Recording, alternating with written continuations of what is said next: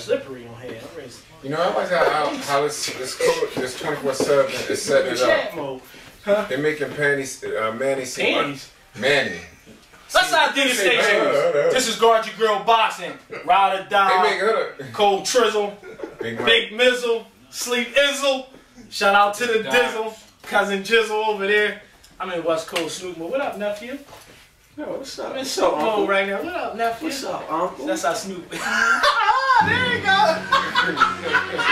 Snoop whispering out the Valley Boy. Yo, release was semi. Besides the Henny, his eyes that seen plenty. Things get skinny as if Queens was a crack Jenny. Instead of diet plans, it's crack 200 grams. I pump a G-Pack, peeping for where the D's at. It's slow.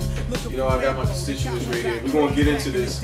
You know, it's kind of well, it's not a split room because I don't have docs right here. But we got the people. We're gonna start with Big Mike. What you think about Pacquiao? I think this is gonna be Pacquiao's biggest test, but I think he's gonna win. He's gonna win on speed. He's gonna give Cotto angles. I think Cotto's sparring partner said it best. He doesn't move his head enough. And if he doesn't move his head, I think Pacquiao is going to touch his head so much. He's going to cut. He's going to leap. Yeah, he's going to cut. He's going to leap. And I don't know if it's going to be a knockout. I hope it's going to be a knockout. I don't know if he's going to be able to knock Cotto out because other than Margarito, nobody actually really solidly knocked him out. But I mean, if he did, it's really going to put him on. It's going to put my man Pacquiao on a hero status. It's going to put him legend status. So Big Mike, I know you always pick Manny Pacquiao to win fights. But I just listening to your analogy right there. First of all, I don't just like always pick them. Just always no, you do always pick Manny Pacquiao. This is not a fan show. This is an objective boxing show. Right. Why we pick certain fighters? Because we see something in them that takes them beyond. That's my point. And, right. And that's a perfect prelude to where I'm gonna go. Right. And that's why I'm good. That's why I said you always pick Manny Pacquiao. But the reason why you pick Manny Pacquiao in this fight. Stylistically, you think Cotto don't move his head enough? I don't you think he's a sitting duck for Manny Pacquiao? I don't think so. You just gave him the reasons. Picked against Manny all the time. Manny Pacquiao. That's why I'm nervous about this one. Yeah, he's a little nervous. I'm like, hold on, let me, set it up. Manny Pacquiao. he did fight a lot of hand-picked opponents at 135. They went on, they cruised past some people at 35. I'm not gonna get into that. I fought Manny Barrera and Morales was done. We get all that.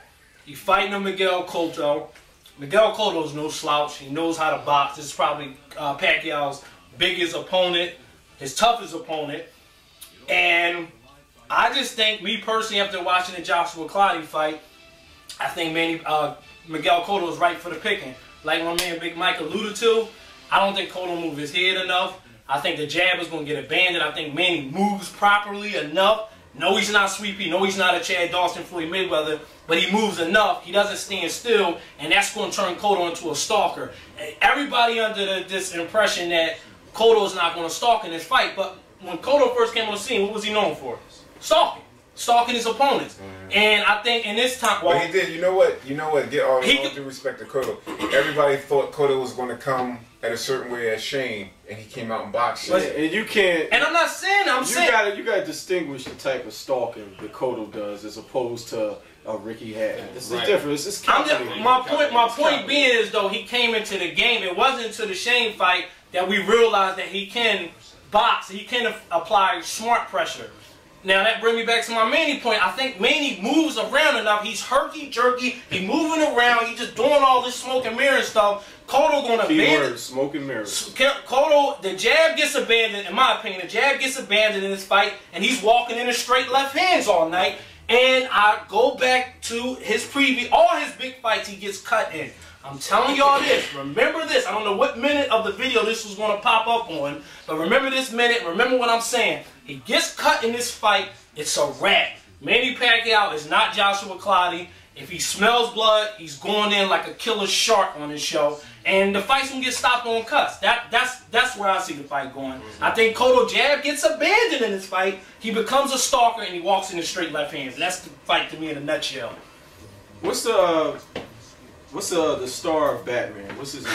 The original actor. Michael Keaton. I don't know that guy. The guy from the 40s? The new one. Oh, Christian Bale. Yeah, Christian Bale was in from The Prestige. That's where I was going. Oh, it's a great movie. Check it out. It's called The Prestige. And it's The Turn. it's about the act and the play where it exposes the trick and it exposes the tomfoolery and the illusion which the person perpetuated towards you.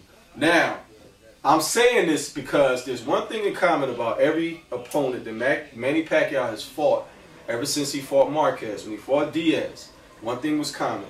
When he fought Oscar De La Hoya, second thing was common. Ricky Hatton. They all chased this man around the ring and disrespected him. Disrespected his power. Didn't think he could move up to 135, 140, whatever it was with De La Hoya, the catch weight, and whatever the other catch weight was. They disrespected him and they chased him around the ring. Those three things was common. This is the first live dog that Manny Pacquiao has fought in that weight class. And that's one thing you got to understand. The last live dog he fought was a guy who beat him and got robbed. And his name was Marquez. And the things that these two people have in common, they're accurate punchers. And one thing that I think Cotto might be a better defensive fighter than Marquez was. Yeah, Marquez might be a better counter puncher, but Marquez leaves his head up. The thing with Cotto keeps his head down. He moves his head a lot more. You said keywords. You said two accurate punches. I think Marquez is a better accurate puncher because I think he's a counter puncher. I think Cotto, everything is predicated off a jab. That's how he sets everything up. Which is totally different. No, it's not. He can't. No, it's not. So Marquez is a better counter puncher than. This is what I want to explain to you because I know you made the point where Cotto has to consistently land the jab. That's not necessarily true. Wow. Pacquiao makes the type of mistakes. Cotto will shoot a lead right every once in a while. What did De La Hoya do in the fight? Go back to the De La Hoya fight. De La Hoya. Forget what he is and how he looks. What a dumb fight. I understand that, but what did he not do? What wasn't he able to do in the fight? What was he? He wasn't able to land a jab. What did he say afterwards? I should have established a jab. Why wasn't he? Because Manny was moving in the fight. Why? Why wasn't he able to land a jab? Because he's chasing the man around the ring. You have to be. Maybe Manny dictates that. That's the point I'm making. No, Maybe he dictates the chase. If you look at when Marquez fights, him, it's more of Marquez will wait and allow Manny to throw first. He's a counter puncher. Right, but you cannot. First of all, the whole point of the matter is whether you say Cotto is a person who stalls. Cotto can fight backwards. He can fight sideways. He can fight forward. You know what I'm saying? Cotto, if he's smart, and he should be, he's not going to. He's not fighting backwards. He's not going to chase the man around the ring, and if he does, it's going to be methodical. It's not going to be just chasing the person around trying to air him out. No, so this man can get on his pattern and throw these wild punches with great speed and strength and hurt you. Cotto is an accurate puncher. Cotto goes to the body. Perfect timing. He throws, if the jab's out there, he throws lead rights. And like I said over and over again, when Manny Pacquiao throws a left hand, he squares up. He squares up. When he throws the right, he ducks his. When he throws the right, he ducks his head and gets over the top. No, but see, you're missing something when he do that. When he do, I agree. But I think what makes him great is that square up flaw that he does. And you notice he catches everybody with this, and that's the what? He feints the right hand. When he squares up, he feints the right hand, and he have you snapping for the camera, and then, boom, shot like that, then the straight left comes straight down the pipe. He catches everybody with that. 9 times out of 10, it's a 3-punch combo. And it's pretty. You get caught up in his antics. You call it, I call it smoke and mirrors because that's what it is, but it's hard not to get caught up in the antics. You get caught up in the antics when you're chasing him around the ring. When you sit back and stay composed, you can see his flaws. That's why Marquez tries to fight Floyd Mayweather at 147. When did Cotto ever sit still in the pocket and just counter? I see Cotto be patient. When he was being stalked by Margarito, even when he stalks, he's patient.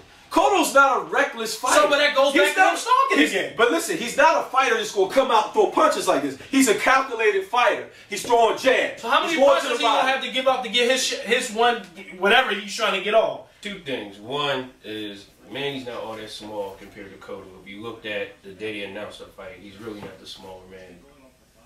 That's one. You look at him, their size difference is really little. 2, everybody's understanding, shout out to Blood 97 Rough that said this, that Freddie Roach is the best promoter, matchmaker. He's not a promoter. He's the best matchmaker. But he's been playing that role. He is, man. He sets these little fight night fantasy fights up, man. Like, you know, if he see something wrong with Klitschko, he'll be like, make Manny versus Klitschko.